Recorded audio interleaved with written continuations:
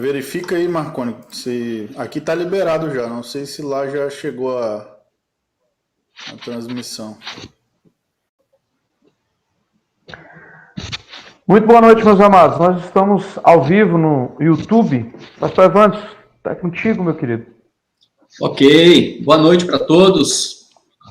Estamos aqui mais uma vez numa live, num bate-papo de crente.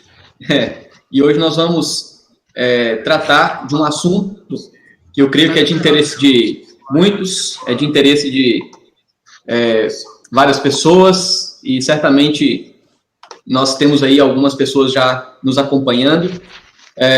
Estamos aqui, Reverendo Augustinho, ali embaixo, dá um tchau aí, Reverendo Augustinho, pastor da Igreja Presbiteriana de Nova União, Rondônia. Reverendo Marconi, pastor da Terceira Igreja Presbiteriana de Ouro Preto do Oeste.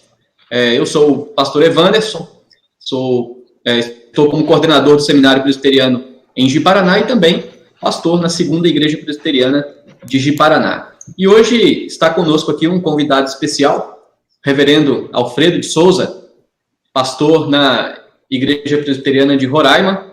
E é uma alegria tê-lo conosco aqui, Reverendo Alfredo, para conduzir-nos, né, nesse bate-papo aí a respeito do socialismo versus cristianismo. E, na verdade, a gente deu um tema aqui para o nosso bate-papo, ser cristão e socialista.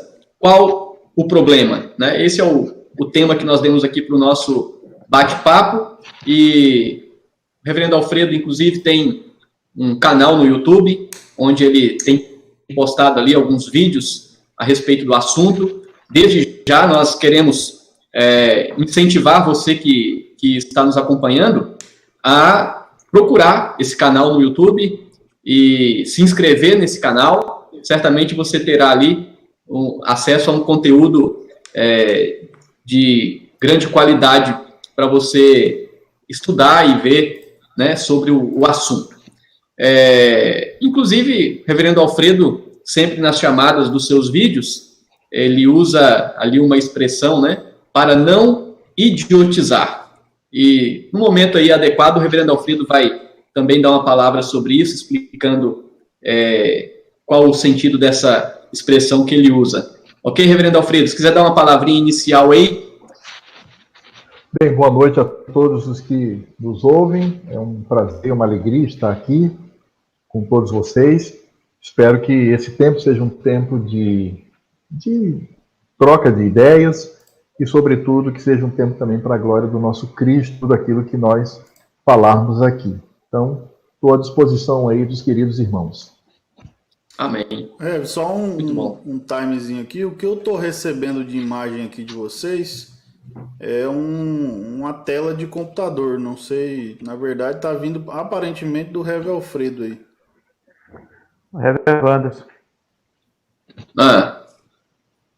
Tem alguém compartilhando o ecrã. Tem que retirar. Oi? E como é que faz isso? Tem um botão em cima, partilhar ecrã, né? Aí tem que clicar nele se tiver. Isso. Eu estou tentando. Aí, voltou. Ok. Aí, voltou. Voltou. Muito bem. Tranquilo. Muito bem. Então, vou passar a palavra aí ao Reverendo Augustinho, que vai dar um início no nosso bate-papo. Muito bom. Boa noite, irmãos. Boa noite, amados pastores. Reverendo Alfredo, é um grande prazer poder tê-lo aqui conosco. Já tive o privilégio de ouvi-lo outras vezes, lá em Porto Velho, e em alguns momentos também via internet. Então, para nós é um grande privilégio poder estar aqui e poder também ser instruído pelo Senhor nesse momento. Algo que nós poderíamos talvez iniciar aqui e que é importantíssimo é a questão da definição de termos, né? Algo que é muito mal compreendido, creio eu, que às vezes pensam-se que são coisas distintas ou às vezes que são as mesmas coisas quando se fala sobre socialismo, marxismo, esquerda, direita, e não há uma definição clara, né? Ou geralmente quando a gente conversa sobre isso, nós não vemos um grande entendimento por parte de algumas pessoas da compreensão do que é isso. Então, o senhor poderia aí falar para nós sobre o que é socialismo, o que é comunismo, nazismo, fascismo, e talvez fazer uma definição aí sobre essas questões? Sim, vamos lá. Bem, todo esse processo ele pode ser historicamente pontuado, claro que não é muita precisão, mas pontuado na Revolução Francesa. A Revolução Francesa foi um movimento coletivista, e quando eu falo coletivista, é a ideia de você desconsiderar os indivíduos e você levar em consideração a coletividade, e essa coletividade, ela seria, vamos dizer que, cuidada pelo Estado. Isso acontece porque na formação dessas individualidades, e quando esse indivíduo ele se torna uma totalidade em si mesmo, então surgiu o discurso de que era necessário alguma coisa para agregar esse indivíduo, formar aí uma sociedade. E aí se pensou em estabelecer isso através do Estado. Mas para isso eles precisavam destruir aquilo que já estava posto, aquilo que já existia, aquele regime que já existia. E aí então eles propõem fazer isso por um processo revolucionário. Então, a palavra revolução, ela tem uma importância muito grande para esse tipo de movimento, para a mentalidade de esquerda. A mentalidade de esquerda, ela é revolucionária. E essa revolução, ela não é qualquer uma, mas é a revolução que tende a destruir o status quo, né, aquilo que existe na sociedade, para implantar o que nós chamamos de uma reengenharia social. Foi isso que aconteceu a partir da Revolução Francesa, não temos muito tempo para detalhar aqui. Mas, obviamente, o que vem acompanhado desse processo é a violência, porque você vai encontrar na sociedade pessoas que não querem, eles não querem viver esse sistema, eles querem viver o antigo. Eles estão satisfeitos com todo esse processo histórico construído. Daí, então, a violência. A Revolução Francesa, por exemplo, usou a guilhotina e matou centenas de milhares de franceses para a implantação do seu regime. Então, essa revolução, que tem o seu modelo na França, essa revolução é uma revolução que mata os próprios filhos. O Estado mata os seus filhos, sobretudo aqueles que não querem se adequar a esse novo sistema. Então, quando nós falamos em socialismo, nós estamos falando de coletivismo, nós estamos falando de um Estado agigantado, um Estado que deve responder a todas as questões sociais e, por consequência, um Estado que tem o direito, se vê no direito de interferir nas liberdades, vamos dizer assim, individuais. Então, ele vai determinar como nós devemos viver e vai, inclusive, nos vigiar com relação a isso. Interessante pensar que, nesse momento de pandemia, nós vivemos no Brasil uma amostra do que é essa intervenção do Estado. Então, o Estado diz assim, fique em casa, se você sair, você vai preso. Então, existem cidades no Brasil que é assim, se você é visto na rua e não tem uma justificativa plausível que possa, de alguma maneira, convencer o Estado, você é preso, né? Tem a polícia e te prende. Então, o socialismo, ele se baseia basicamente nesse processo, no processo de um Estado agigantado e um Estado que vai dar os rumos dos seus filhos, ou das suas sociedades, ou da sua própria sociedade. É por isso que, nesse sentido, a gente percebe que o Estado moderno, ele assume o lugar de Deus, o lugar que deveria ser do Senhor. Porque o Senhor é aquele que está sobre todos. O Estado deveria ser apenas uma de muitas partes da sociedade.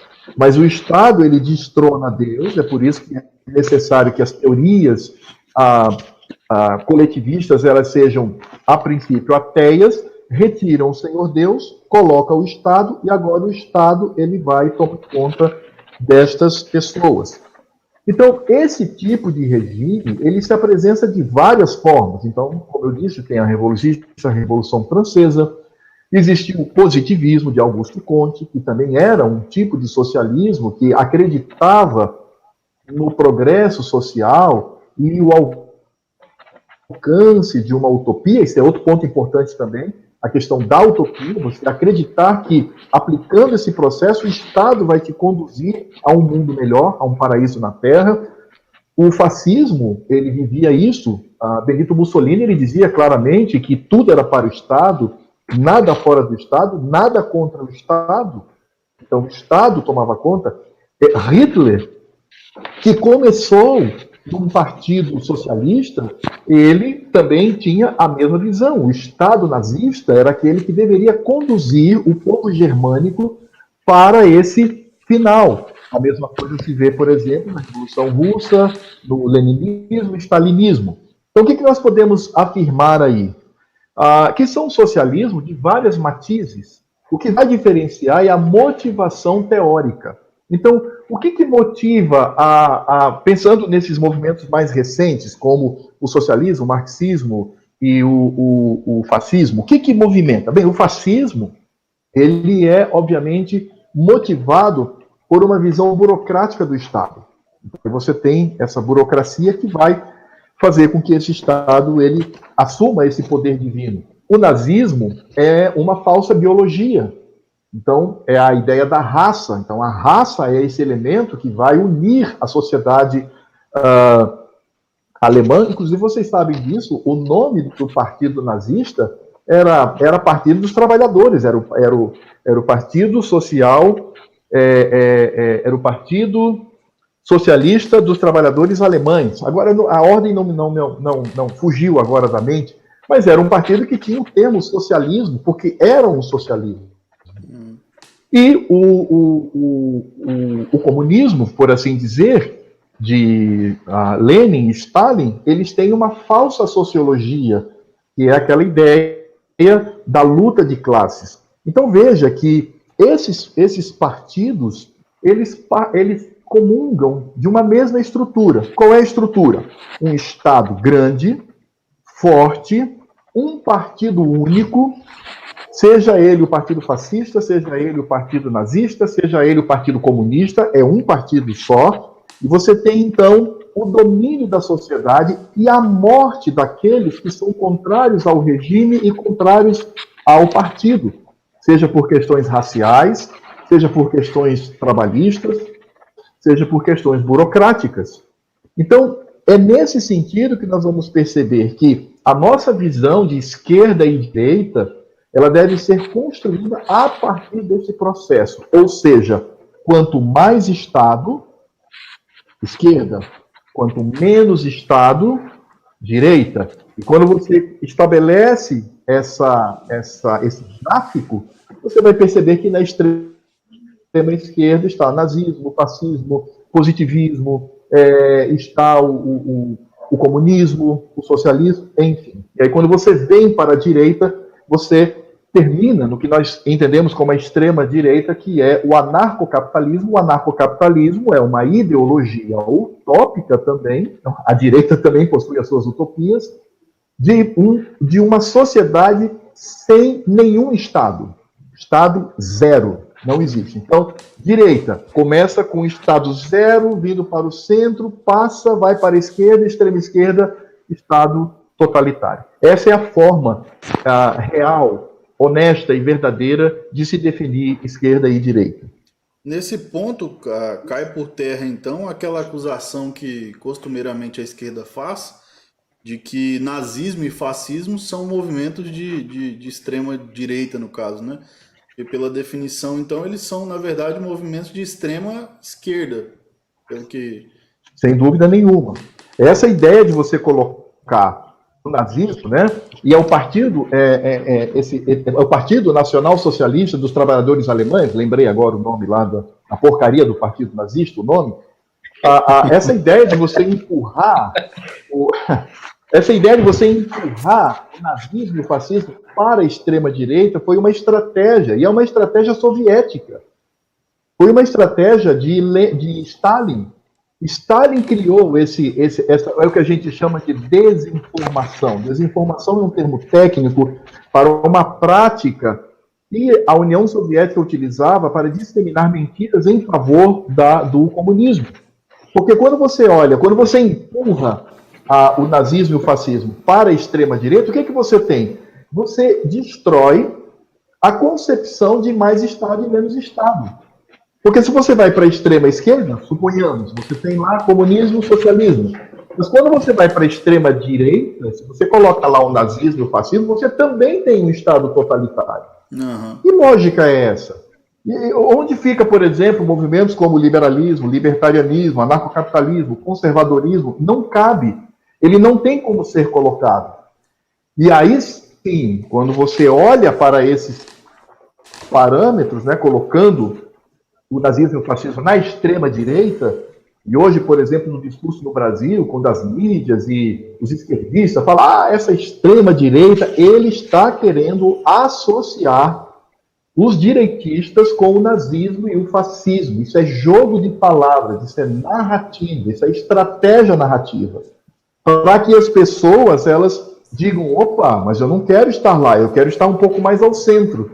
E qual é a oferta desse mais ao centro da esquerda? É a social-democracia, é o fabianismo, é o socialismo, que possui visão revolucionária, porém ele é um pouco mais light, um pouco mais leve, ele tem aí um desdobramento com o capitalismo, mas o final de tudo, para ele, é o processo revolucionário e a transformação da sociedade numa sociedade socialista. Então ele traz consigo, talvez, uma cosmovisão de cura, né? Não sei, a gente vai falar sobre isso mais para frente, mas trazendo uma solução para o problema do mundo, né? Pelo menos é a ideia. Sim, sim. E é importante pensar... Pode concluir. Sim, e é importante pensar o seguinte, a crença nessa cura, ela é, vejam só, naturalista. Existe um filósofo, historiador, conservador, que um dos meus, daqueles que formam a minha mentalidade, no que diz respeito à minha cosmovisão, é Eric Fögelen. Ele tem uma obra monumental onde ele trabalha essa formação dos sistemas mundiais. Ele tem uma frase que é um primor, ele diz o seguinte, ele diz que toda ideologia, sobretudo humanista, ela tem um erro fatal, que é omitir um princípio fundamental. Qual é o princípio fundamental? A existência de Deus e de que ele age sobre a vida humana. Então, esse é o problema. Quando você estabelece a visão de que a Terra ela pode alcançar uma sociedade equânime, equilibrada, sem classes, sem guerra, não é? Da maneira como John Lennon imaginou lá na musiquinha dele, quando você pensa, quando você acha que isso pode acontecer, isso tem que ter como base nessa cosmovisão o naturalismo e o humanismo. Entende? Por isso que, não só Eric Fögelen, mas, por exemplo, Raymond Aron, o Dawson, são vários escritores, filósofos, historiadores, conservadores, que eles dizem que tudo é religião. É uma manifestação religiosa. Fögelen dizia, inclusive, que era um tipo de gnosticismo contra o evangelho e contra o cristianismo. Então, por isso que gente que acredita que através da luta, da militância, você vai construir um mundo melhor. Não vai, porque o ser humano ele é depravado, ele não tem nenhuma qualidade em si para estabelecer esse tipo de sociedade. Por isso que a gente percebe que onde se tentou implantar esse sistema foi uma destruição, foi uma devassa sobre a sociedade. Exatamente por conta disso.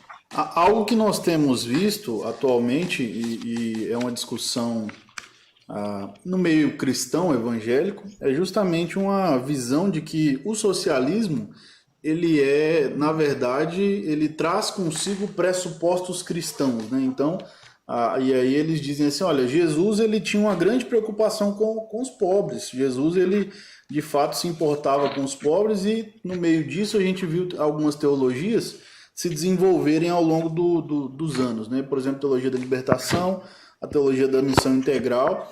E qual é a aproximação, na verdade, que essas teologias têm elas têm mais a ver com a questão desse socialismo anticristão ou, de fato, com a visão cristã do cristianismo, né, da visão do evangelho? Uma das características do marxismo, e aí a gente vai, vamos dizer, pontuar, né, Karl Marx, como todos sabem, foi aqui que saía explicando aí para os nossos telespectadores. Karl Marx foi aquele que criou o sistema que nós conhecemos hoje por socialismo e marxismo. Eu falei antes que existem vários tipos de socialismo, mas o dele é o mais conhecido. E uma das características do marxismo é a capacidade que ele tem de se transmutar para se adequar a novos sistemas.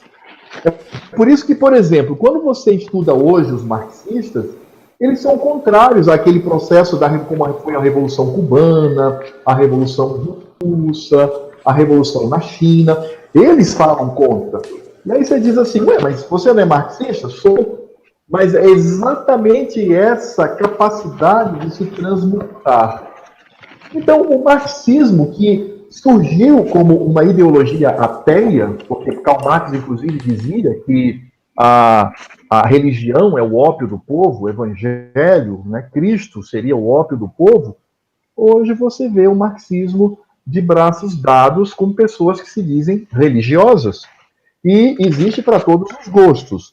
É claro que a teologia da libertação era um pouco mais velha, né? Mas nós temos agora a sua irmã mais nova, que é a teologia da missão integral. É importante afirmar o seguinte: a missão integral, quando ela surgiu em Lausanne, por iniciativa do pastor Billy Graham, de Franz Schaeffer, que são nomes que nós conhecemos, na sua origem, eu acredito que ela estava muito bem intencionada. E era algo que surgia do coração de crentes. O problema é que o marxismo toma isto, deturpa, e aí então se dissemina dentro das igrejas. Então, sem dúvida nenhuma, porque a pergunta é, qualquer um pode perguntar, peraí, Alfredo, mas o marxismo, Marx disse que ele era ateu, ele não acreditava em Deus, como é que agora você encontra pastor, padre, que é socialista, que é marxista? Exatamente porque o marxismo, ele possui essa capacidade de se transmutar e de se adaptar. Então veja que coisa tenebrosa. Nós temos hoje, dentro da igreja evangélica, uma proposta marxista e que está sendo abraçado por indistintas. Então isso deve trazer a nós, cristãos, um alerta e um cuidado. Porque, como eu disse, o marxismo ele não está interessado no evangelho, ele não está interessado na glória de Cristo, ele está interessado na implantação do seu sistema, ainda que isso custe mortes, assassinatos e outras práticas criminosas. Muito bem. Acho que eu falei bastante aqui. Vou passar a palavra para o reverendo Marconi, deixar ele conduzir um pouco aí da nossa conversa. Então, Alfredo, já também aproveitando a deixa de alguns irmãos aqui no bate-papo, no chat da nossa transmissão no YouTube, vamos entrar num assunto, para nós crentes, deveras complicado, para alguns, melhor dizendo, sobre a impossibilidade ou possibilidade, a possibilidade de um cristão ser socialista. Baseado em tudo que o senhor já falou, a gente já pode montar uma ideia. Mas seria uma pergunta mais incisiva. Um crente, um cristão, ele pode ser socialista? Olha, quando você entende que o marxismo ele é uma proposta religiosa, ele possui uma estrutura religiosa, isso está muito claro quando você olha todos os passos que estão oferecidos, e quando entendemos, como eu disse lá no início do nosso papo, o Eric Fugland dizia que as ideologias humanistas, elas são, na verdade, um tipo de gnosticismo, um tipo de religião pagã, uma religião ateia. Aí cabe a seguinte pergunta: um crente ele pode flertar com necromancia? O crente ele pode flertar com religiões materialmente idólatras.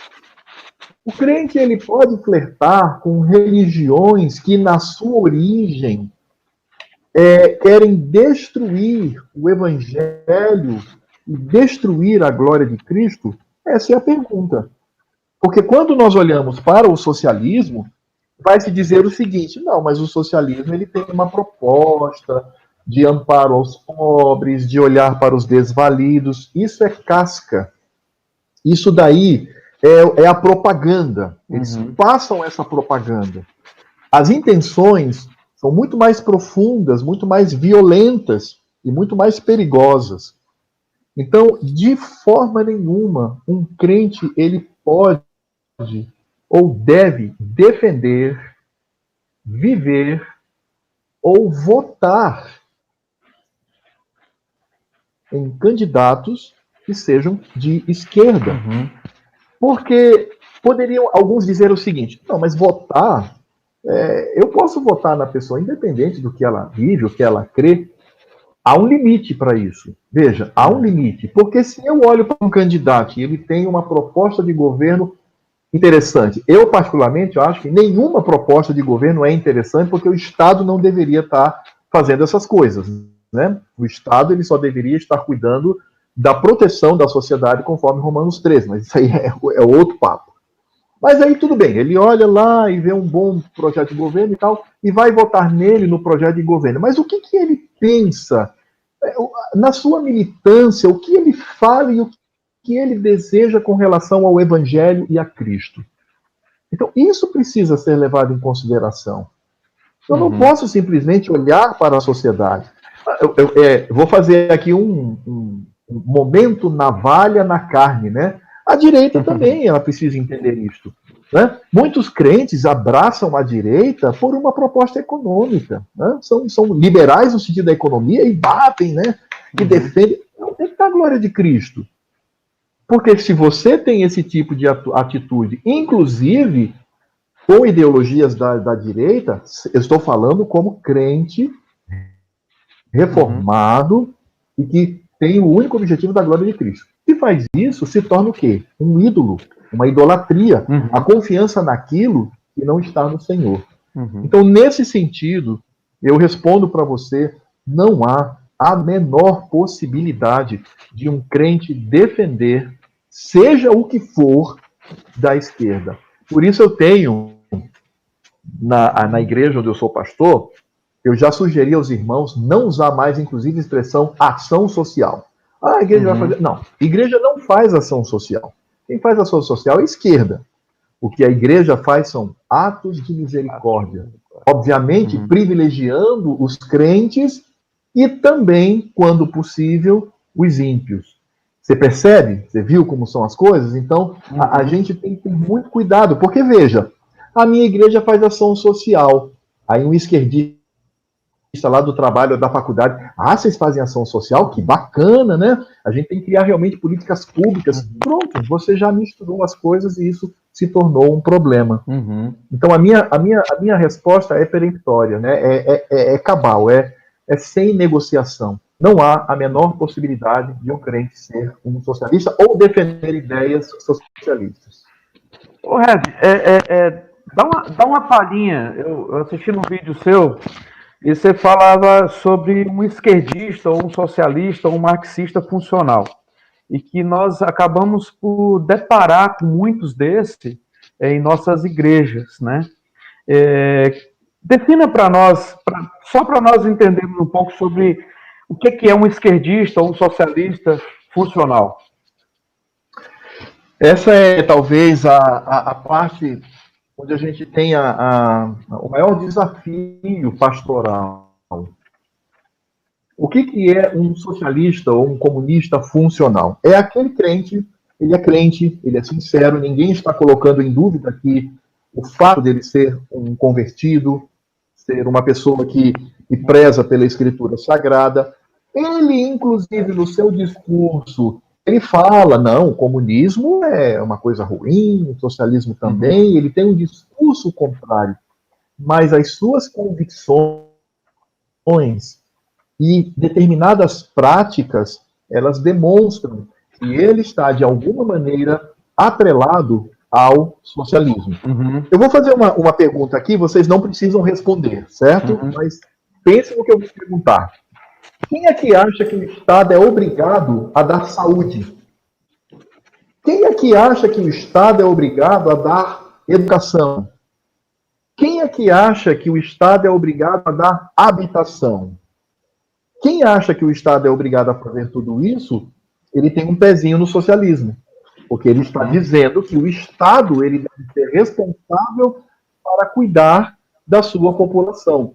Claro que quem pensa assim pode nem ser o que eu defino como um socialista funcional, né? Mas ele precisa rever aquela história, né? Uhum. Ele vai fazer um tratamento fora do Estado, não sei se em Rondônia tem, aqui em Roraima tem muito, tratamento fora do Estado. O Estado tem que dar passagem, ele tem que me dar o hotel lá, ele tem que me dar o hospital, ele tem que me dar os remédios. Ora, o que é isso? Isso é influência da mentalidade socialista. Agora, isso às vezes se agrava dentro da igreja. Você vai ver, por exemplo, irmãs queridas que no seu discurso dizem que o feminismo ele é pecado, mas na prática ela não só vive, como defende em ambientes específicos aquilo que é defendido pelo feminismo. O feminismo é uma vertente do socialismo.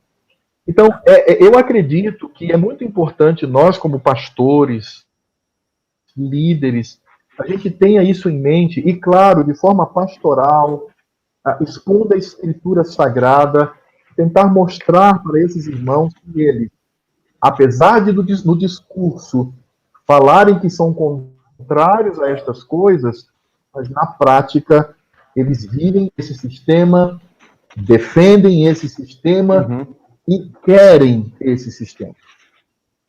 Essa situação que o senhor falou da educação. Sim, pois não. É que ele falou desse assunto da assistência do Estado, e às vezes o que a gente ouve sempre falar é o seguinte: não, mas a gente paga os impostos exatamente para o governo cuidar destas coisas, saúde, educação, transporte. Afinal de contas, a gente paga imposto. Então, como que podemos conciliar essa questão dos impostos e a obrigação do governo nessas questões? O imposto, existe um imposto que ele é legítimo, né? Que é aquele imposto que você dá, Paulo vai falar isso lá em Romanos 13, para que o Estado ele exerça os princípios de proteção. Proteção de quê? Da liberdade, da tranquilidade, punindo os maus e louvando os bons. O Estado, como dizia a Kuyper, o Estado é uma esfera mecânica, né, junto às esferas orgânicas da sociedade. O que é a esfera orgânica, para a gente entender? É aquilo que é muito, muito, muito natural na sociedade. Por exemplo, família. Família é uma coisa que está lá. Ninguém criou, inventou. O Senhor Deus, na criação, ele já estabelece a família. Então, a família é uma manifestação orgânica. A igreja é uma manifestação orgânica, porque não houve um grupo de pessoas que pensou e arquitetou, mas ela surge. Porém, o Estado ele é mecânico. Mas, apesar de ser mecânico, ele vem do Senhor, porque o Estado ele existe para punir os pecados cometidos pelos indivíduos na sociedade. Por isso, são ministros de Deus. Esse tipo de tributo é justo quando nós pagamos. Mas eu diria o seguinte: quando você parte para esse sistema como no Brasil, onde você tem uma carga tributária que chega a 48%, e todo mundo paga, porque eu já vi gente dizendo, eu não pago imposto. Paga. Quando você compra pão, você paga. Quando você compra carne, você paga. Você está pagando lá um imposto.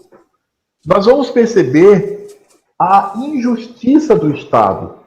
Porque o Estado promete educação, saúde, toma o nosso dinheiro dos impostos, mas não reverte. Pelo contrário, o que nós temos é uma atuação permeada pela corrupção, e isso está às claras aí, inclusive nas investigações da Polícia Federal. Então, isso prova que o Estado gigante, quanto mais Estado você tem, mais burocracia você cria, mais corrupção você tem. Só para vocês terem uma ideia, quando ruiu a União Soviética, né, e a União Soviética voltou a ser Rússia, olha só que coisa intrigante. Havia vários milionários russos. Agora você pergunta, como é que um sistema comunista, um sistema socialista, né, indo para o comunismo, consegue ter milionários? Exatamente, porque o que acontece é que o Estado, quando ele cresce, você tem os amigos do Estado e os inimigos do Estado, os amigos do partido e os inimigos. Então, isso vai, obviamente, trazer a injustiça. E aí eu me lembro do nosso catecismo maior, quando ele vai falar sobre o 5º mandamento, ele fala das obrigações daqueles que devem se submeter, mas ele também fala das obrigações daqueles que exercem a liderança. E, de fato, um Estado como o Brasil, que é injusto, que tem feito tanto mal à sua população, o Senhor Deus vai cobrar isto. Porque a ele caberia cuidar dos seus. Cuidar em que sentido? Ser mínimo, forte o bastante para protegê-lo e seguir aquilo que as Escrituras Sagradas dizem. Então, essa questão de imposto é algo extremamente complicada. E aí nós temos que recorrer somente ao nosso Deus para que Ele tenha misericórdia. Porque eu pergunto para vocês preferem o tratamento oferecido pelo serviço público brasileiro ou vocês preferem o serviço privado dos Estados Unidos? Essa é a pergunta. Entende? Então, é nesse aspecto que a gente precisa pensar. Muita gente diz assim, não, que o Brasil tem o serviço público maravilhoso, tem a CLT, engraçado, né? Um norte-americano dizendo, rapaz, eu vou para o Brasil, tem a CLT, o cara tem 30 dias de férias, dão bônus de férias, não isso, não aquilo, tem 13º, tem. Não tem. O que você vê é brasileiro tentando ir para lá, onde nada disso existe. Mas é uma sociedade que, claro, não falo no sentido de santidade diante do Senhor, mas é uma sociedade que ainda tenta manter uma certa diminuição do Estado, embora os Estados Unidos também estejam caminhando por um caminho bastante difícil. Uhum. Essa ideia esquerdista, ela tem como um dos princípios estabelecer o caos, estabelecer o enfrentamento contra o governo e qualquer instituição que queira trabalhar ou de alguma forma assim. Tem essa ideia? Sim. Como eu disse, a mentalidade socialista é uma mentalidade revolucionária. A revolução ela só acontece por meio de uma destruição. Destruição de quê? De antigo regime para a implantação de um novo regime. Então, essa é talvez a equação mais simples, né, da forma como um revolucionário ele pensa. Quando nós temos o marxismo colado ali na Revolução Russa, que aconteceu em 1917, nós vamos perceber que ali eu poderia aprofundar um pouquinho mais do ponto de vista das estruturas, mas acho que não cabe aqui. Mas, em tese, é o seguinte, o alvo que eles tinham era tomar a força. Eles iam para a sociedade, botavam o cano da espingarda na cabeça e diziam, ou você se torna socialista ou você morre. É exatamente isso. Só que eles descobriram que isso não resolvia. Porque você botava o cano da arma na cabeça do camarada, ele dizia, não, tudo bem, eu fico aqui no socialismo. Mas o coração dele não aceitava. Porque a cultura dele era uma cultura voltada à questão das liberdades, do capitalismo, das trocas, etc. O que aconteceu no século XX? Com todo aquele laboratório dos horrores, né, do nazismo, do fascismo, do comunismo, muitos intelectuais eles começaram a pensar e dizer o seguinte, rapaz, nós temos que repensar esse marxismo. A batalha não pode se dar com o cano da arma na cabeça, porque isso não dá certo. Nós temos que primeiro mudar o pensamento deles, mudar a cultura. Porque o que Marx propôs bota a arma, e aí depois que você toma de assalto, aí você agora vai mudar a mentalidade deles. O que esses novos intelectuais disseram? Não, vamos mudar primeiro a mentalidade. E aí, quando você tiver a sociedade toda destruída, aí você vem e traz o processo revolucionário mais efetivo. Então, é por isso que, na época de Marx, a luta que ele inventou, porque é uma mentira, era entre trabalhador e patrão. Hoje, o que nós temos?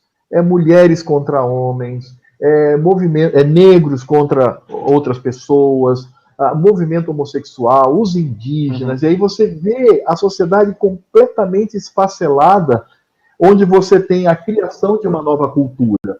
Uma das formas de cerceamento, de tentativa de se impor o socialismo, sabe o que é? É o politicamente correto. O politicamente correto não é um vocabulário que visa falar aquilo que é correto. Não. Quem traz isso é a Escritura Sagrada. Ela sim vai dizer. Nós não podemos mencionar chocarrices, palavras vãs. Isso sim é correto. O politicamente correto, não. O politicamente correto te impõe para que você use o vocabulário, o novo vocabulário da esquerda. O que é isso, senão um processo de transformar a sociedade num caos? E você tem razão quando você diz que o objetivo final do socialismo é o caos, é o enfrentamento, é a militância e, inclusive, a revolta e a insurreição. E aí, claro, tudo isso que estamos falando aqui é contrário às escrituras sagradas. Exato. É que tem uma amada aqui que eu já estava num certo pensamento aqui, a Yasmin, ela pergunta sobre a lei de Deus, né, com o capitalismo, pensando no sexto mandamento. Mas eu vou um pouquinho mais além. Qual a função bíblica do Estado? E outra coisa, O sexto não, cristão conservador... Só corrigindo, a ideia da Yasmin é... Os seis últimos, os seis últimos mandamentos, né? Seriam os mandamentos com relação ao nosso próximo. Isso, obrigado. Os mandamentos com relação ao próximo. Qual seria a relação da lei de Deus, a palavra de Deus, com o capitalismo? Ou seja, eu creio que, pensando, qual o papel do Estado, qual a função bíblica do Estado? O senhor pincelou, levando em consideração Romanos. E a outra questão é, pensando nisso também, que se nós formos conservadores, sendo cristão conservador, nós estaríamos presos ao passado e, com isso, com alguma instituição falida, como o próprio gerador do caos fala, ou seja, a família tradicional, visão bíblica de sexualidade e tudo mais, que os esquerdistas socialistas estão se tornando um caos, ou tentando transtornar as verdades, né, nas suas próprias verdades. Qual seria o papel, então, central do Estado, bíblico do Estado? Qual seria o papel dele?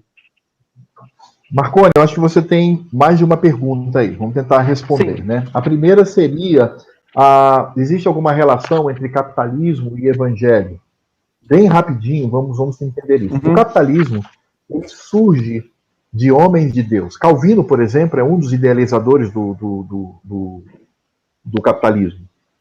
Para quem quiser entender um pouquinho isso, recomendo a leitura daquele clássico, né? A Ética Protestante e o Espírito do Capitalismo, foi escrito por Max Weber. Porém, Max Weber ele errou num ponto, porque Max Weber ele vai falar apenas da ideia do trabalho e da poupança. Ele lida isso. Só que Calvino tinha um terceiro elemento, que é importantíssimo. Calvino dizia que você deveria trabalhar, você deveria poupar, e essa poupança você deveria utilizar para ajudar os desvalidos, ajudar os mais pobres, ajudar aqueles que passam por necessidade. Então, a ética protestante, eu gosto muito dessa expressão do Weber, essa ética é uma ética reformada, é uma ética cristã. Então ele diz, olha, você vai enriquecer, então divida a sua riqueza com aqueles que são mais necessitados. O problema é que com o passar do tempo, se retira a ética protestante, a ética calvinista, e fica só o lucro, fica só o ganho, fica só você ganhar dinheiro. E aí nós temos, obviamente, setores do capitalismo que são problemáticos, como, por exemplo, os globalistas. Os globalistas são formados pelos chamados ultracapitalistas ou megacapitalistas, que são essas famílias riquíssimas, cujo objetivo é de dominação dos estados. Então, é preciso que a gente veja o capitalismo dessa forma. É bom também pensar que existe um capitalismo aqui de baixo, né? Vou na padaria, compro pão, vou no supermercado, faço a minha feira, eu vou ali na loja, compro um liquidificador. Então, esse capitalismo está baseado nas trocas. E está baseado, obviamente, num comportamento do ser humano, né? Eu tenho algo que você quer, é o meu dinheiro. E você tem algo que eu quero, é o liquidificador. Então, toma o meu dinheiro e me dá o liquidificador. Isso é um processo simples, né? De troca.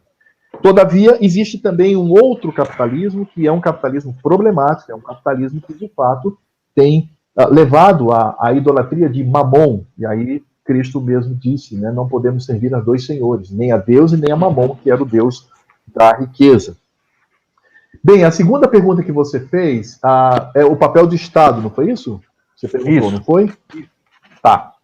Olha só, o papel do Estado está muito claro na Escritura Sagrada, e vamos entender isso também. Você tem todo um processo no Velho Testamento onde nós poderíamos dividir, grosso modo, toda a caminhada da Igreja de Cristo lá no Velho Testamento em dois momentos, um momento republicano e um momento monarquista. O momento republicano vai até Samuel. Ali é uma república, você não tem um rei, você não tem nada centralizado, são juízes. Inclusive, a maioria dos juízes eram locais, poucos juízes atuavam em todo Israel, as tribos ali tinham as suas lideranças locais. Depois ela se torna uma monarquia, né? Com todo aquele problema de Saul, depois então vem Davi, e aí os demais reis, a divisão, etc., nós sabemos. Esse é o Velho Testamento. Quando a Igreja de Cristo, ela entra nos últimos dias, que é o pós-Pentecostes, né? Esse momento que nós vivemos, ela se tornou o quê? Gentílica. Ela não é mais agora uma nação como Israel, né? Um povo que é visto como nação, tem o seu rei, os seus reis, etc. Então, agora nós estamos indo para onde? Para os gentios. Então, Romanos 13, ele precisa ser compreendido nessa perspectiva, na perspectiva de que nós crentes estamos agora debaixo de um governo que é ímpio, um governo que não tem nada com o evangelho. Então, Paulo, ele, por revelação do Senhor, ele vai mostrar que, ainda que seja assim, o Estado ele tem um papel importante, que é esse papel que ele diz aqui em Romanos capítulo 13. Todo homem seja sujeito às autoridades superiores, porque não há autoridade que não proceda de Deus, e as autoridades que existem foram por eles instituídas, de modo que aquele que se opõe à autoridade resiste à ordenação de Deus, e os que resistem trarão sobre si mesmo condenação.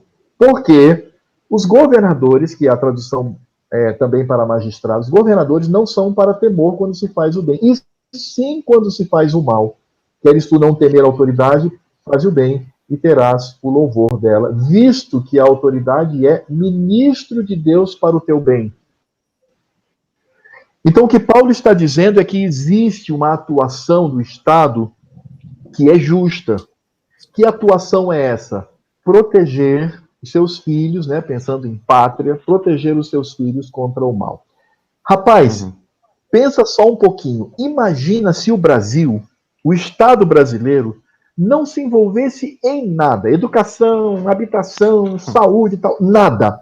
Eles só se preocupasse com a segurança pública, através da polícia, do exército e do magistrado. Rapaz, isso aqui seria uma Suíça.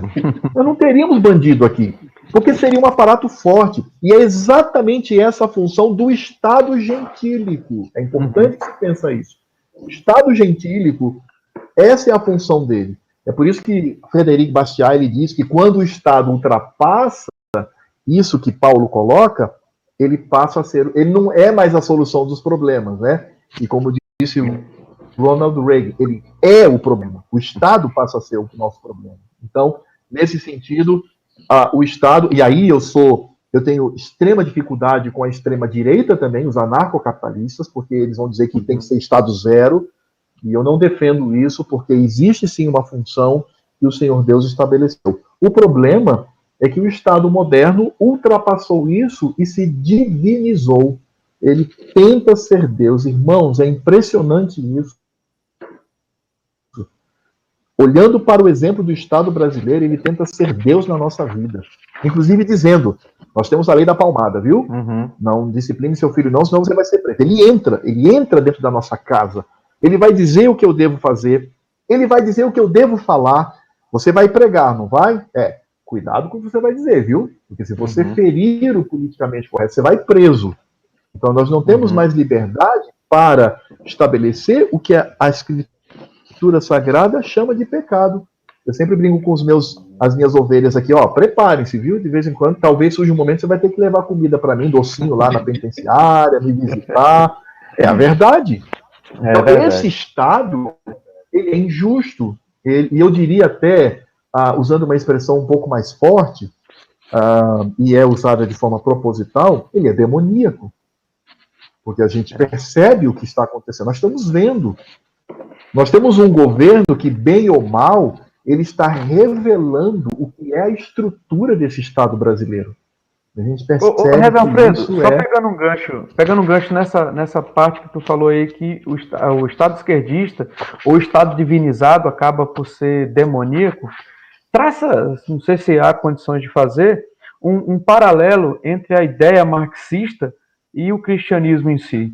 Tem como a gente traçar um breve paralelo sobre isso aí? Para quem está nos ouvindo. Em que sentido você fala? Entenda. Como religião? Porque, porque o senhor afirma, e eu concordo, que o esquerdismo marxista é uma religião pagã, né? É uma religião inimiga do cristianismo. Demoníaca. Então ela constrói uma filosofia embasada ali na tese de que Deus é uma construção humana. Esse texto é pensado de um dos seus vídeos. Então, existe uma estrutura, por exemplo, o marxista, ele vai pensar na humanidade pré-capitalista e falando que ela é perfeita. Certo. O cristianismo era perfeito antes da queda. Tem como o senhor traçar para nós ali um paralelo sobre isso? Todas essas ideologias humanistas modernas, né, iluministas, elas eram religiosas e, como Doivert coloca, Dawson também coloca isso, o próprio Calvino, né, o Calvino fala sensus divinitatis, uma expressão bem conhecida entre nós, né, que é essa estrutura religiosa que até o homem ímpio, ele tem. Então, Karl Marx e Engels, eles não tiveram outra estrutura. A estrutura que eles tiveram foi o cristianismo. É por isso que aí eu vou estabelecer o paralelo que você fala, quando nós, por exemplo, nós afirmamos que o homem ele era perfeito antes da queda, né? Até a queda o homem era perfeito, ele não tinha pecado. O marxismo vai dizer que a sociedade pré-capitalista era uma sociedade perfeita, porque você não tinha ali propriedade privada. Aí você tem, no nosso caso, o pecado, não é? A queda. Então é quando o homem decidiu desobedecer ao Senhor. O que é esse pecado para o marxismo? É a propriedade privada. Vejam como o marxismo demoniza a propriedade privada. E veja só que isso afronta o Senhor. Quer ver um exercício interessante? O que Deus criou primeiro? Não foi o homem. O que Deus criou primeiro? A propriedade. A propriedade. Ele fez o jardim, fez o homem e diz, agora vai lá, é seu. Coloque lá, cuide, viu? Você vai ser o administrador. Isso é um processo muito tranquilo. Mas aí, o que vai dizer? Algo que foi criado pelo Senhor, e aqui não existe não está se forçando o contexto. É isso mesmo, o jardim era uma propriedade das delícias, tanto que quando peca ele é expulso. Mas o marxismo vai dizer que não. A propriedade privada é o mal que destrói o homem. Isso não é originário de... Aliás, Marx não tem muita coisa original, né? Ele vai buscar Rousseau, né? de outros... É Rousseau, exatamente. Rousseau. Corretíssimo, é Rousseau. Aí quando nós entendemos a nossa redenção que está em Cristo, quando ele entra na história, ele encarna, né? E ele faz isso de livre vontade, ele entra para fazer isso, o que nós vamos encontrar na redenção marxista? É a revolução. É quando entra na história um processo revolucionário. Essa revolução que vai matar e destruir o antigo regime, aquilo que eles entendem por pecado social, e, através da revolução, implantar o novo sistema. E quem que deve ser destruído? Para eles, é o burguês. No nosso caso, o que deve ser destruído é o pecado. Para eles, o pecado é encarnado no burguês. Então, temos que destruir esse burguês. E, no nosso caso, nós temos a consumação, a doutrina das últimas coisas. Nós cremos no céu e na eternidade com Cristo. Eles vão dizer que não é no céu, mas é na terra. E se você tem esse processo revolucionário, você terá o paraíso na terra e você vai viver a eternidade numa sociedade comunista, comum, sem propriedade privada. Veja, a estrutura, eles roubam de nós. Veja como o marxismo é sórdido, porque ele rouba a nossa estrutura e nos ataca. Ele diz que tudo que somos não presta. Era isso, pessoal, que Marx dizia. Mas ele toma a nossa estrutura. Então é isso, toma a estrutura e depois ele transforma aquele que deu origem à estrutura no inimigo. Então é nesse sentido que o marxismo, como qualquer outra ideologia humanista, é uma religião. Bacana. Reverendo Anderson, eu acho que eu já tomei muito tempo do Reverendo Alfredo. Participa aí que você está caladinho e vai secar a boca. Tá certo, vamos lá.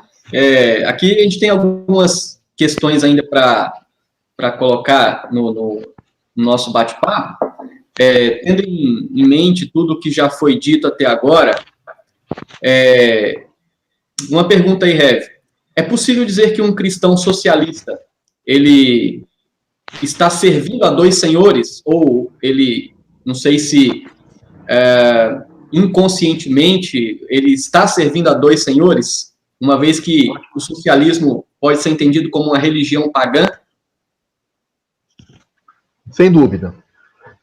Como eu disse, a partir do momento que você encara o socialismo como uma religião, não tem como. Ele está servindo a dois deuses. Ele tenta servir ao Deus verdadeiro, supremo, que merece a nossa glória, que enviou seu Filho, que encarnou por nós, esse Deus que é merecedor de todo culto, toda adoração, todo louvor. Ele está tentando fazer isso e, ao mesmo tempo, ele está tendo a mesma atitude para uma estrutura ideológica que é contrário a esse Deus. Então, uma pessoa um cristão, sabe, que vota no PT, que vota no PSOL, que vota em candidatos que são abertamente PCdoB, quer dizer, o partido traz até o nome de um dos maiores sistemas assassinos do mundo. O comunismo matou mais de 100 milhões de pessoas. 100 milhões. Hitler não fica nem na unha disso. 100 milhões. Aí o cara estampa no nome do partido dele, Partido Comunista. E isso deveria soar para nós como se fosse partido nazista, ter a mesma indignação, entende? Como é que eu posso votar em candidatos que abertamente mencionam o seu ateísmo, ou o seu agnosticismo, ou a sua visão que está voltada muito mais para o seu processo revolucionário? Sem dúvida nenhuma, todos os crentes, como eu disse, existem crentes sinceros dentro da igreja que querem servir ao Senhor, são de fato alcançados por Cristo, mas deveriam fazer exercícios, fazer perguntas para si mesmo, para tentar descobrir se funcionalmente eles não estão, de alguma maneira, contribuindo para esse tipo de pensamento. Agora, reverendo Evanderson, existem também aqueles que são sórdidos dentro da igreja. Eles sabem exatamente o que ele está fazendo. Eles defendem o socialismo. Eles sabem o que é.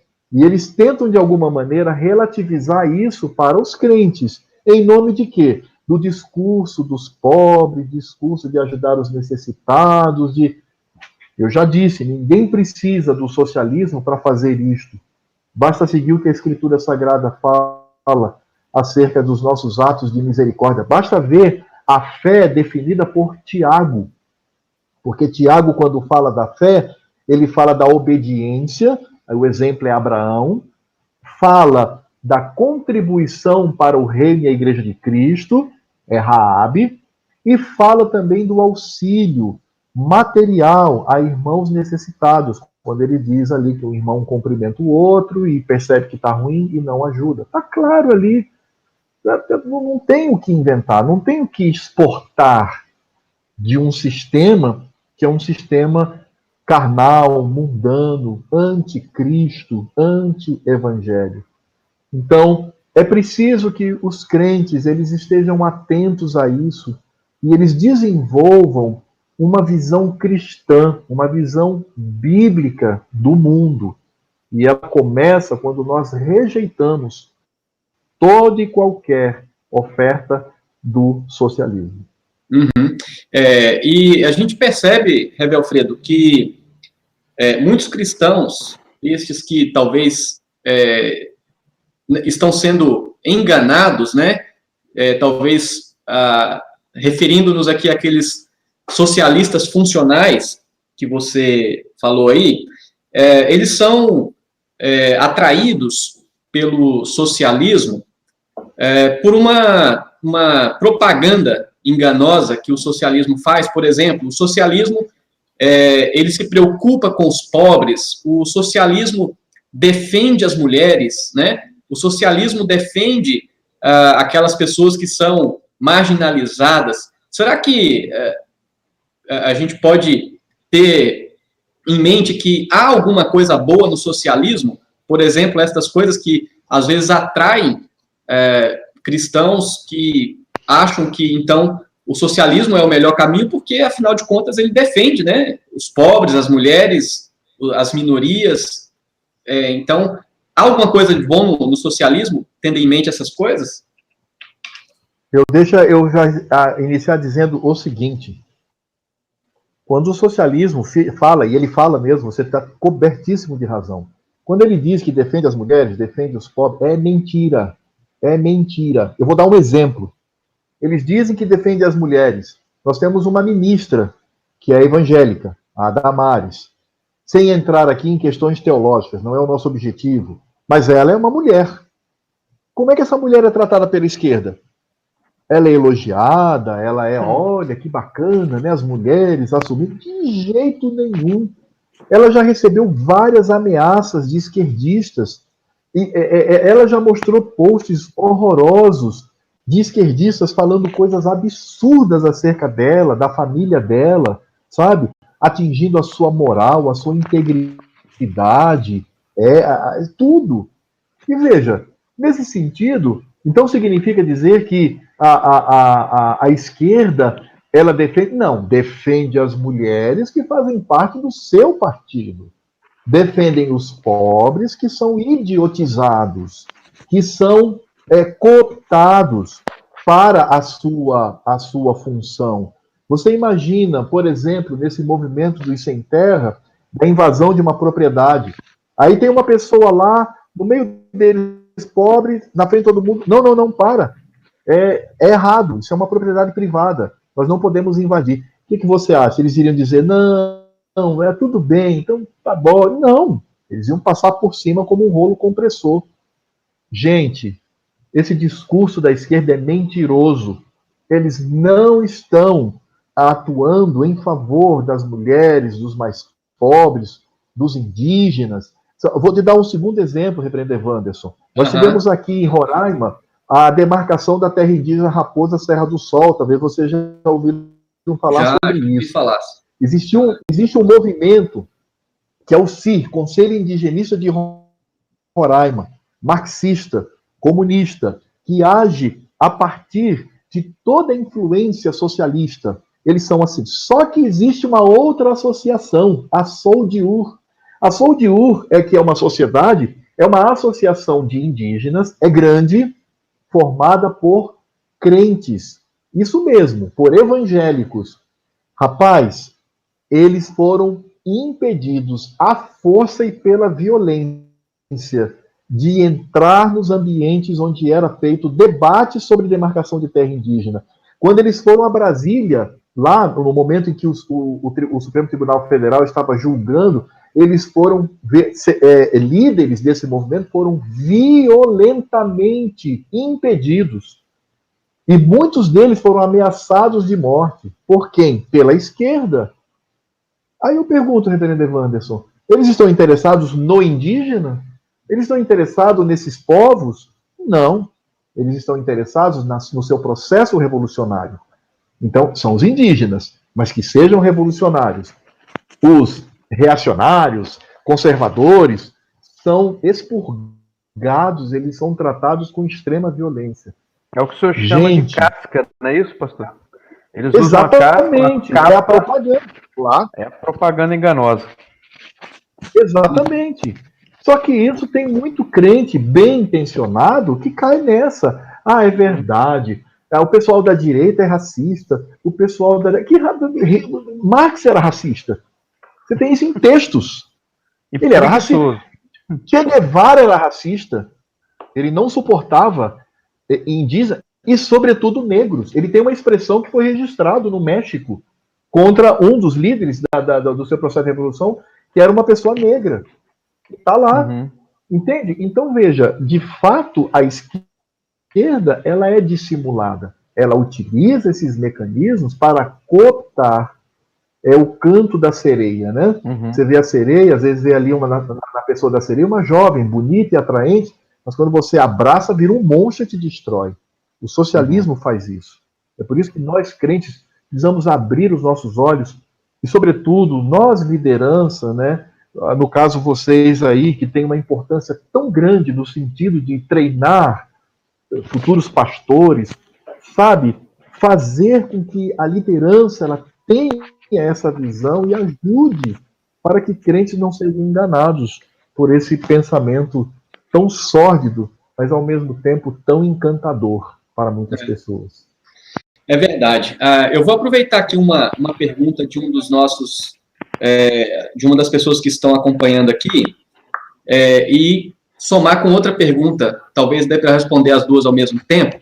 A gente está chegando aqui no final do nosso bate-papo, e a gente, então, percebe que se a ideologia esquerdista claramente é antibíblica, podemos dizer que a direita é bíblica.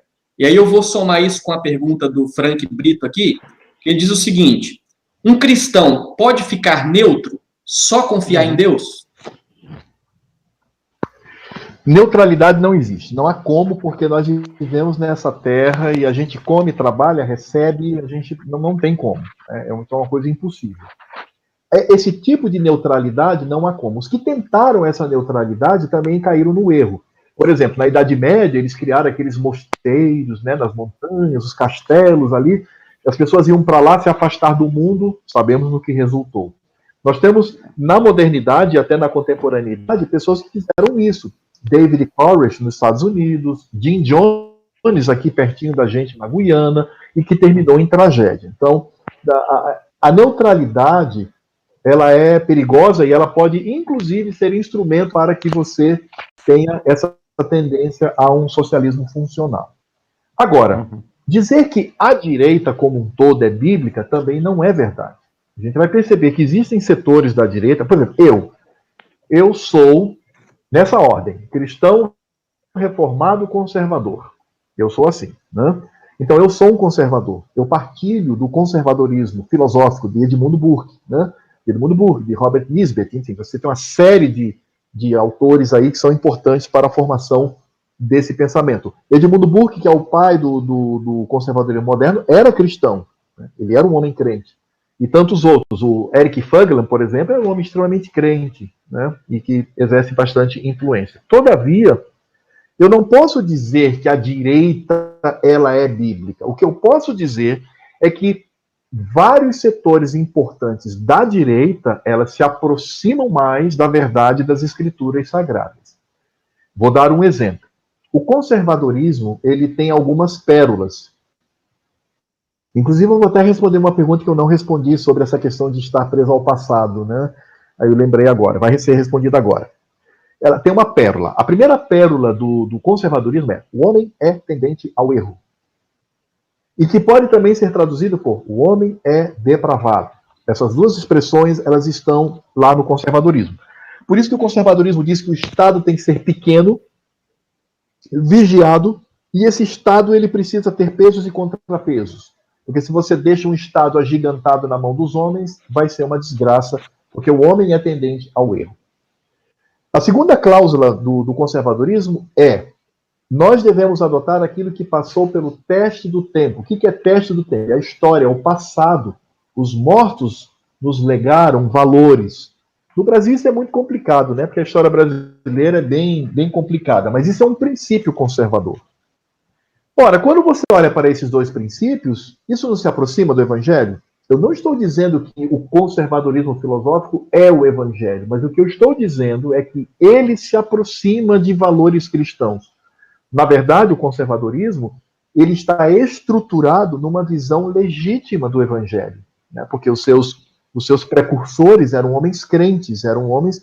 Basta ver, por exemplo, o movimento de Groen van Prinsterer, de Abraham Kuyper, de Doivert, que são filósofos, são estadistas, são conservadores por excelência e que eram, inclusive, reformados, eram calvinistas, eram homens confessionais, inclusive. Então, nesse sentido, existem setores, vários setores da direita, e eu incluo aí o conservadorismo, que se aproximam. Agora, infelizmente, existem áreas da direita que afrontam também a escritura, como o anarcocapitalismo, por exemplo, que prega uma sociedade sem Estado, porque o Estado, como definição, é errado e pecaminoso. E não é. Nós sabemos que quem criou o Estado e estabeleceu o Estado sobre nós foi o Senhor Deus. Não esse Estado que estamos vendo aí na modernidade, mas aquele Estado que está na Escritura Sagrada. Então, respondendo a sua pergunta, eu diria o seguinte: a direita é toda bíblica? Não. Mas uma parte dela, sim.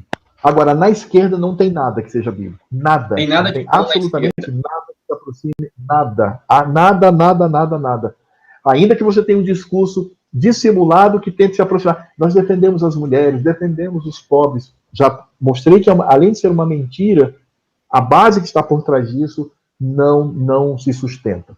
E um ponto importante também, que vai fazer com que o conservadorismo ele tenha uma proximidade interessante com o Evangelho, é olhar para o passado, é olhar para a história e perceber que ela deve nos balizar. Isso é bíblico. O Senhor Deus fala isso. O Senhor Deus fala que devemos olhar para os nossos pais, olhar para os passados, para a atuação do Senhor e as maravilhas que Ele fez no seu povo. E isto deve fazer com que a nossa mente e o nosso coração seja conformado. A gente percebe, por exemplo, o que foi a reforma?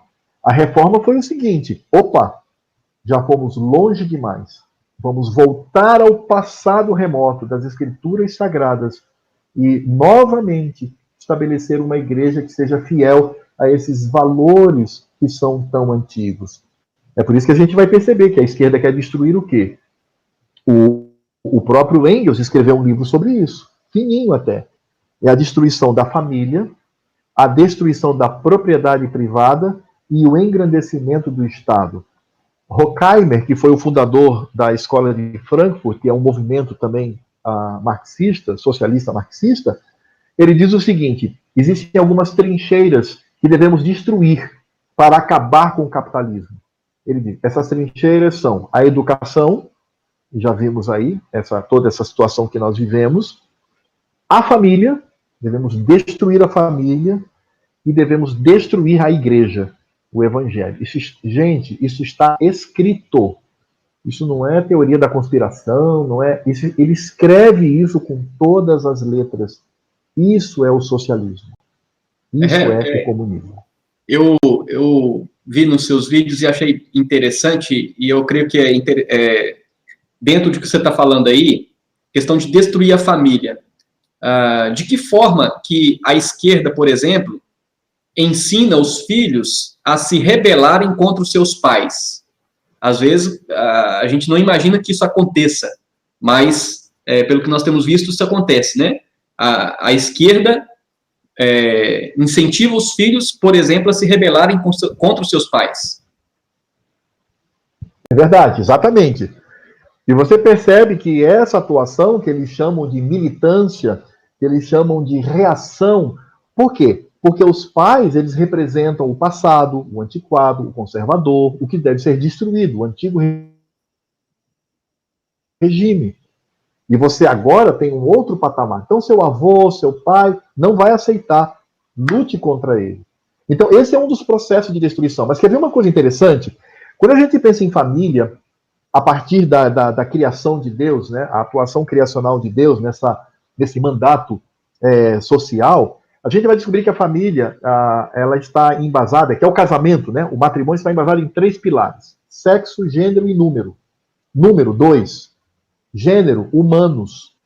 Né? São 2 pessoas humanas que se casam. E terceiro, um homem e uma mulher. Essa é a base do casamento. Está lá em Gênesis, né?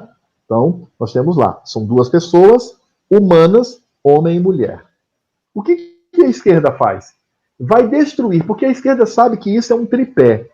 Se você tira um, o resto cai. Eles são inteligentes. Então, qual é o primeiro ponto a ser destruído? É o fato que envolve o sexo. Não, quem diz que casamento é só entre um homem e uma mulher? Você pode estabelecer casamento em outras instâncias. Então, aí quando você retira isso, você obviamente vai levar a outros sistemas. E esses outros também, eles são destruídos. Existem países, por exemplo, que querem estabelecer o casamento entre 4 pessoas, 5 pessoas.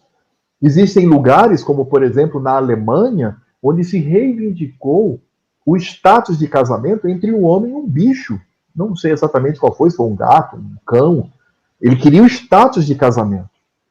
Veja, o que nós estamos falando aqui não é a liberdade das pessoas de se juntarem com quem elas bem entenderem. Ok, vivemos uma democracia. Mas o que eu estou falando é que casamento é algo instituído na Escritura Sagrada. E aí se tenta, então, destruir esse processo para que a família ela venha a ruir. Volto a dizer, não estamos falando aqui nas liberdades individuais de quem quer que seja viver com quem quer que seja. Ninguém tem nada a ver com isso. A vida privada das pessoas dizem respeito a elas e elas diante do Senhor Deus. Ninguém está dizendo isso. O que nós estamos falando é o conceito, essa transmutação conceitual, sobretudo da família e do matrimônio. Uhum. Bacana. Ei, rapaz, quando o negócio é bom, a gente não quer terminar, né? Mas já passou dos 77 minutos, para ser bem preciso. Você terminou, Reverendo Evantos? Já, né? Já. Suas considerações. Eu creio que tem algumas perguntas bem interessantes aqui, tendo em vista tudo que foi dito, Reverendo Alfredo. Mas para ser mais específico, respondendo ao Frank Brito e a alguns irmãos também que devem estar com esse pensamento, como é que nós devemos nos relacionar com os irmãos que ainda vivem nessa cegueira, né? Como é que nós devemos nos relacionar com eles? Quais seriam nossas atitudes? E respondendo Frank Brito, de Porto Velho. Ok, Frank. Primeiro é orar por essas pessoas. A primeira deixa é orar por essas pessoas, sobretudo aqueles que são genuinamente crentes e que vivem enganados por essa ideologia tão nefasta.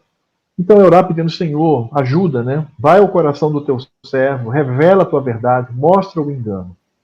O segundo seria ter conversa, bate-papo, né, com ela e tentar, de alguma maneira, demonstrar a verdade, mostrar que ela é crente, é do Senhor, mas ela ainda está agrilhoada a aspectos mentirosos do mundo. Então, mostrar para ela isso, mostrar que o discurso que nós temos anti-esquerda não é um discurso contra os pobres, contra as mulheres, contra os indígenas, não.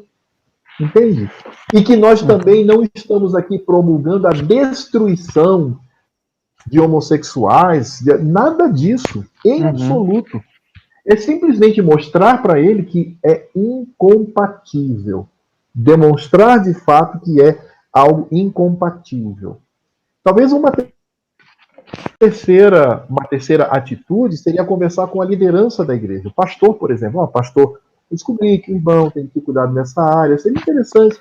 Quem sabe o senhor fazer uma série de estudos, né, durante a semana, ou exposições da Escritura Sagrada, mostrando essa incompatibilidade e nos pastoreando nesse sentido. Isso também é uma coisa muito bacana, quer dizer, você utilizar o púlpito ou o lugar do estudo bíblico para conscientizar essas pessoas a partir da Escritura Sagrada que são movimentos incompatíveis. O que eu desaconselho é briga, né? Você ir já, o debate chegar àquele ponto de briga e aí perde um pouco o sentido, aí passa a ser uma discussão inútil. Se chega a esse ponto, diz, não, vamos parar por aqui, ok, depois a gente pode seguir e tal. Evitar esse tipo de situação mais complica do que ajuda. Mas eu diria isso, eu diria oração, conversa e solicitar para que o pastor da igreja, ele traga do púlpito e do lugar do estudo bíblico a conscientização. Certo, eu creio que, não sei se você vai responder ao Samuel, a pergunta do Samuel Pereira, de Ji-Paraná, ele pergunta assim, como combater essa ideologia demoníaca e abrir os olhos dos irmãos se a teoria do comunismo é muito linda e às vezes remete ao praticado pela igreja no primeiro século. Então, como combater em si, diretamente, essa teoria, como ela se mostra bonita e remete ao praticado na igreja primitiva, a igreja do primeiro século. Não sei se... Quando as pessoas elas argumentam dizendo... Quando a pessoa argumenta dizendo que o socialismo remete à igreja primitiva, é uma desconexão de raciocínio, né? Não tem como dizer, né? Eu falo isso de forma até respeitosa para alguns, mas é uma desconexão. Porque, veja, as pessoas pegam aquele evento, quando a igreja, todo mundo vendia suas propriedades, traziam dinheiro para os apóstolos, e os apóstolos, então, eles distribuíam. Olha que beleza, olha o socialismo aí. Não, porque isso não é socialismo.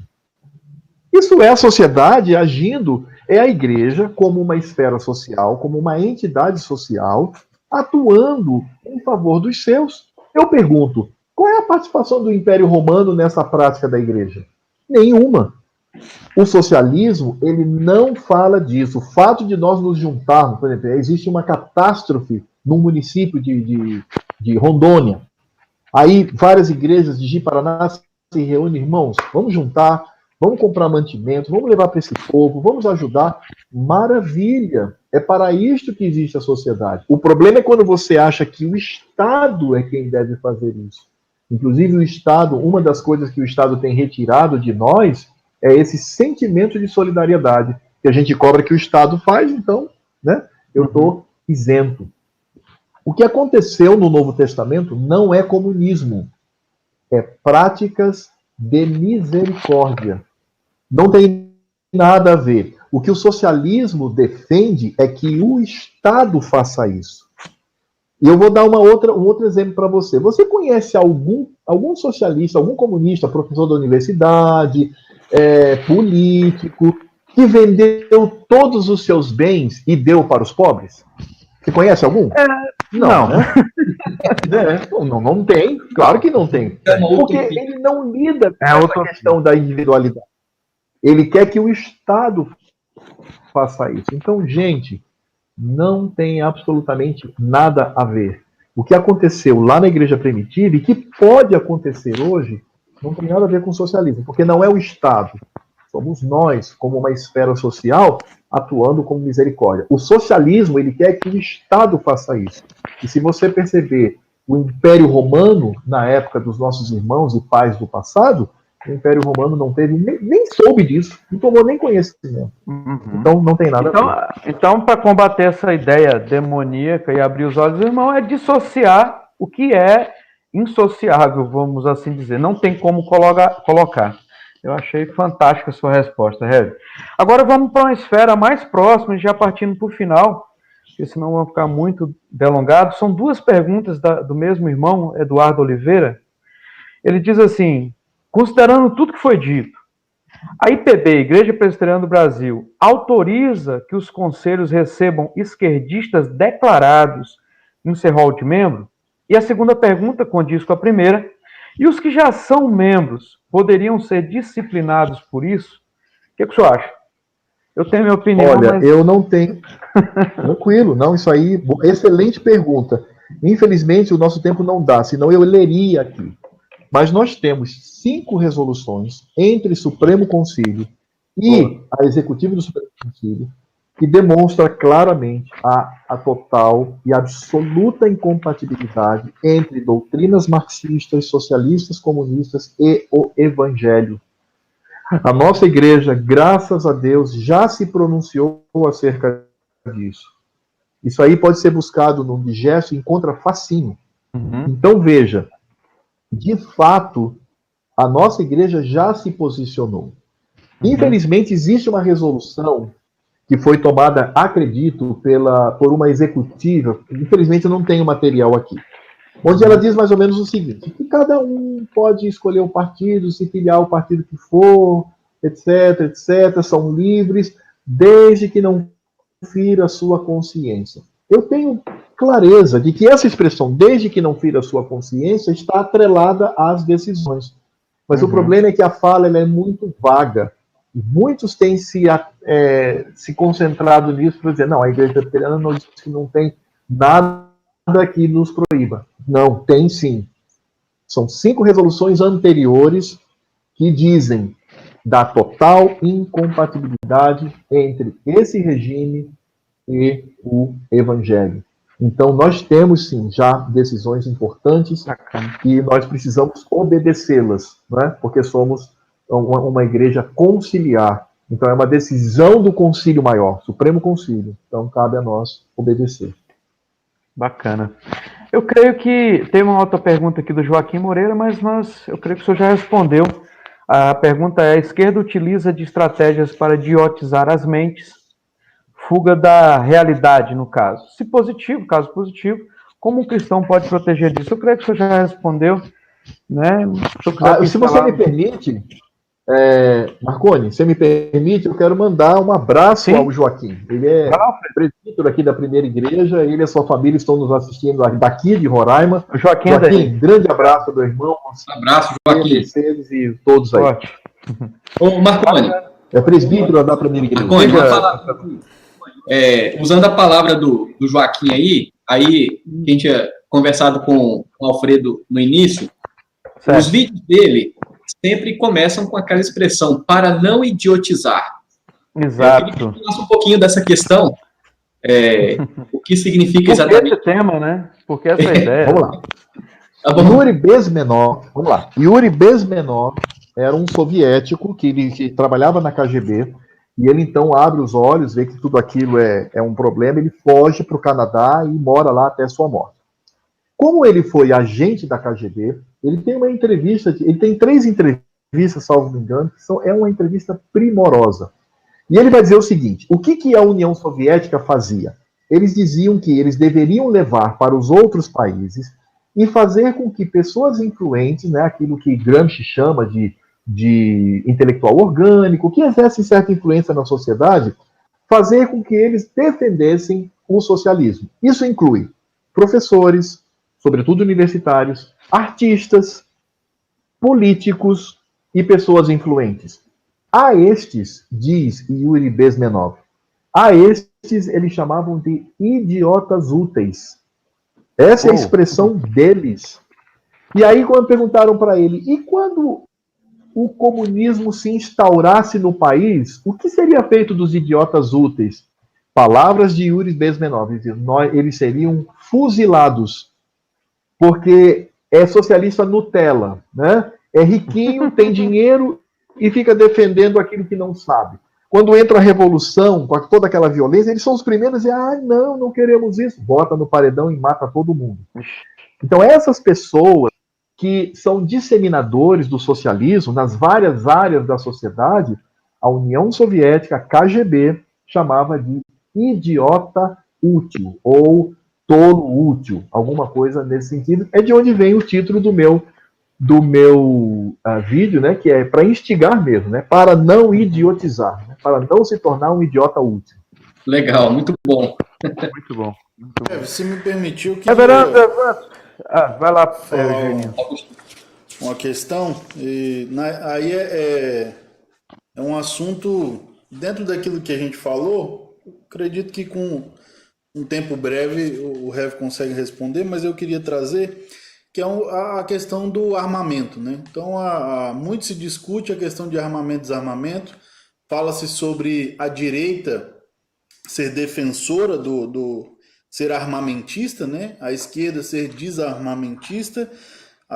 Quando a gente olha a história, na verdade, quando a esquerda ela desarma o povo, ela se arma, então o Estado se arma e usa desse totalitarismo armado, né, para dominar. A gente já viu isso, a gente estudou isso, mas eu queria que o reverendo Alfredo falasse sobre como o cristão ele pode olhar para essa questão do armamento, né, ou das armas, se nós podemos ser a favor ou contra, porque tem muita gente que olha para a questão da arma e diz assim, não, crente não pode nem sonhar em apoiar a questão do armamento, né? Nós temos que ser desarmamentistas, né? E qual é a ideia justamente nesse contexto sobre apoiar ou não a questão do armamento? Quando o Estado ele desarma a sua população, ele está causando um dano moral. Essa área é a área da moralidade. E eu explico por quê. Porque o Estado está retirando do cidadão a possibilidade dele se defender e defender os seus. Isso é imoral. O que o Estado faz ao desarmar é imoral. E vocês sabem que o desarmamento do Brasil foi uma falácia. Houve uma consulta e os brasileiros disseram, na sua maioria, o quê? Não, queremos continuar armados. Mas ainda assim o PT fez com que houvesse o desarmamento. Então, a questão do armamento, pessoal, é uma questão que está ligada à moralidade. Se você olhar a história, por exemplo, da igreja, e olhar, por exemplo, a história dos puritanos nos Estados Unidos, eles andavam armados. E por que andavam armados? Para se proteger, proteger a sua família e proteger a igreja de vândalos, de qualquer outras pessoas que entrassem ali. A mesma coisa a casa. O cidadão ele tem o direito de ter uma arma em casa para proteger. Porque você imagina, você está na sua casa e entra um bandido com uma escopeta, né? E você lá está com a faquinha de cortar churrasco. Né? Já sabe o resultado. Gente, isso é um absurdo. E veja, você sabe historicamente, um dos que realizou esse tipo de atitude como uma atitude estatal foi Hitler. Tem um livro que foi escrito só sobre isso, que foi o Projeto de Desarmamento de Hitler. É um livro lá de, acho que 300 páginas, mostrando todo o processo. Ora, nós vamos perceber que o desarmamento é justamente fazer com que a sociedade ela não tenha poder para se defender, inclusive das agruras e dos pecados terríveis que o próprio Estado pode cometer contra os seus cidadãos. Mas isso é um assunto mais complexo, poderíamos discutir num outro momento. Mas eu quero dizer que sim, não se trata de ser armamentista, porque aí fica aquela dualidade, né? Eu sou desarmamentista, você é armamentista, cada um tem a sua posição. Não. O problema do desarmamento é um problema moral. Eu digo isso, pessoal, rapidinho. Eu mesmo, Alfredo, enquanto pessoa, nunca teria uma arma na minha casa, porque eu não gosto. Eu não gosto de arma. Eu já treinei tiro, já levei meus filhos para treinar tiro. Minha filha, na época com 17 anos, atirou com uma 12, atirou com uma .40, com 38. Nós fomos para um local de treinamento de tiro e aprendemos a lidar com armas e tudo. Até falei para minha filhinha, ó, já sabe, né? Então, quando abrir o armamento, já pode ter uma na bolsa aí para se proteger.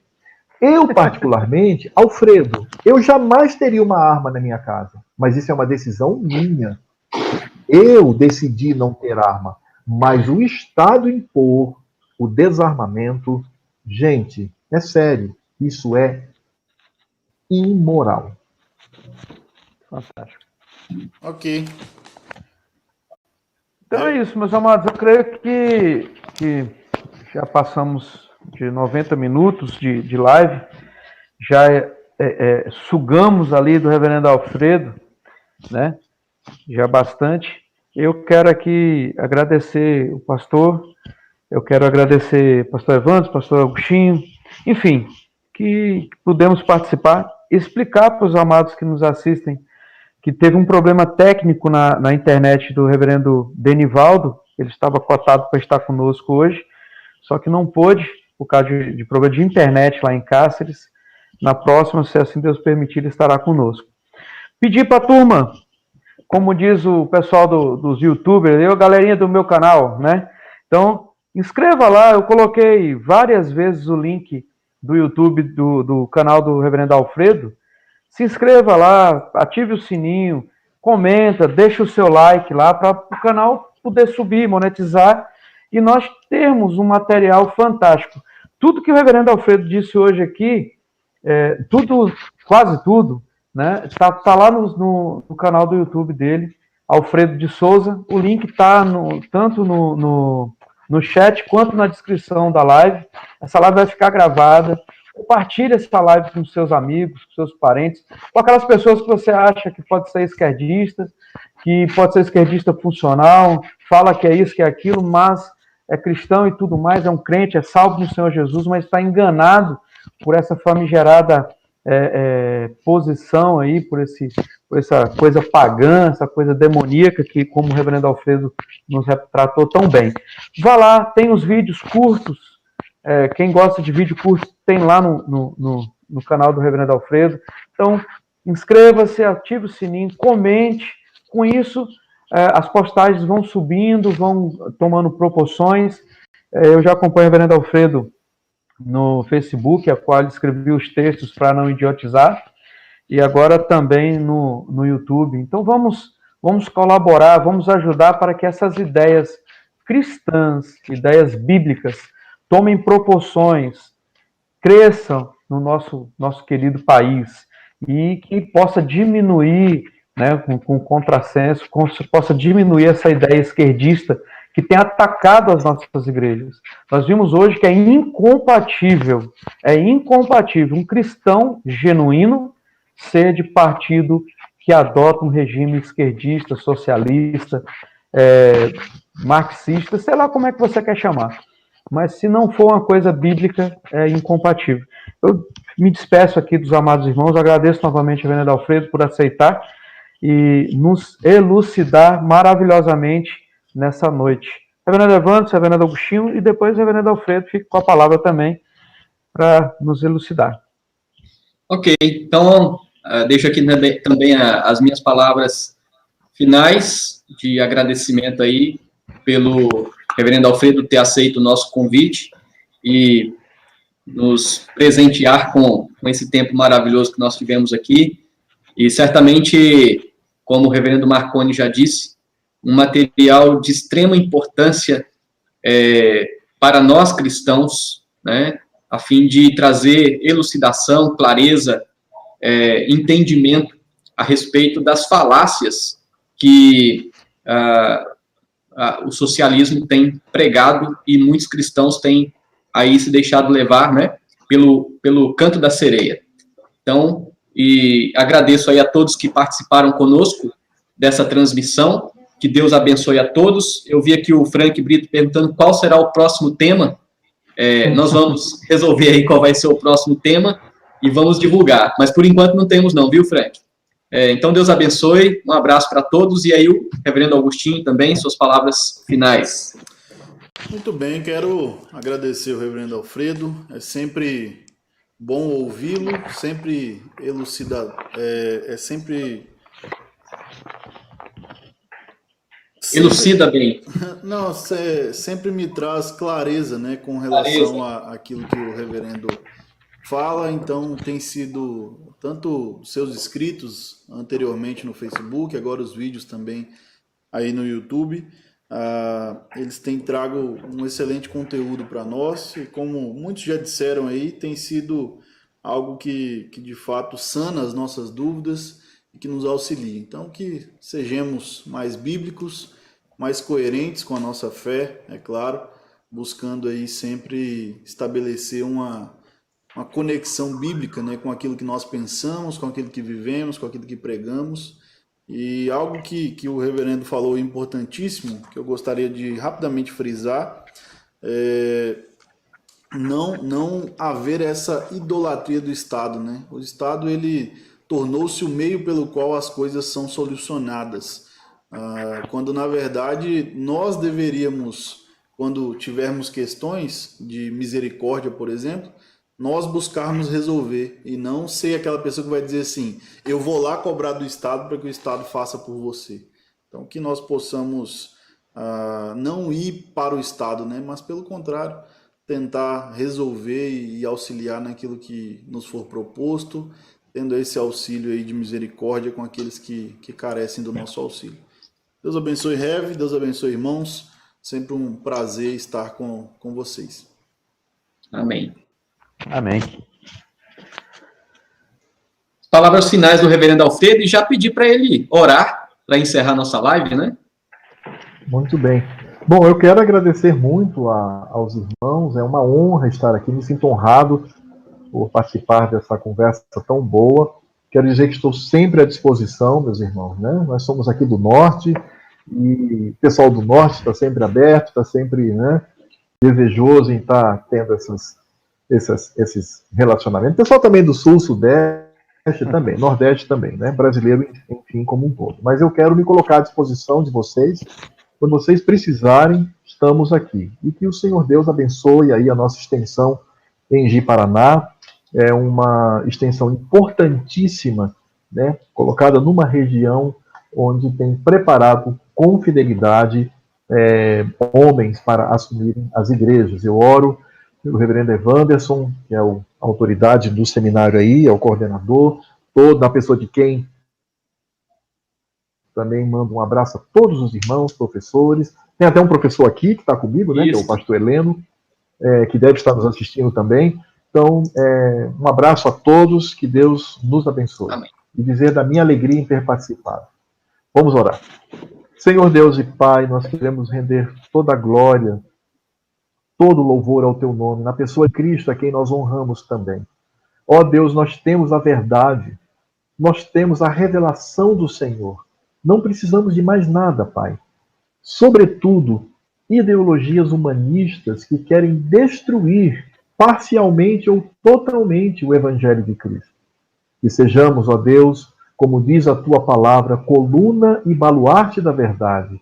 Que sejamos, de fato, o alicerce firme deste Evangelho e que também venhamos a promulgá-lo e a disseminá-lo ao mundo inteiro como colunas altíssimas. Ó Deus, muito obrigado, porque de fato temos este privilégio de poder anunciar a verdade que é Cristo Jesus.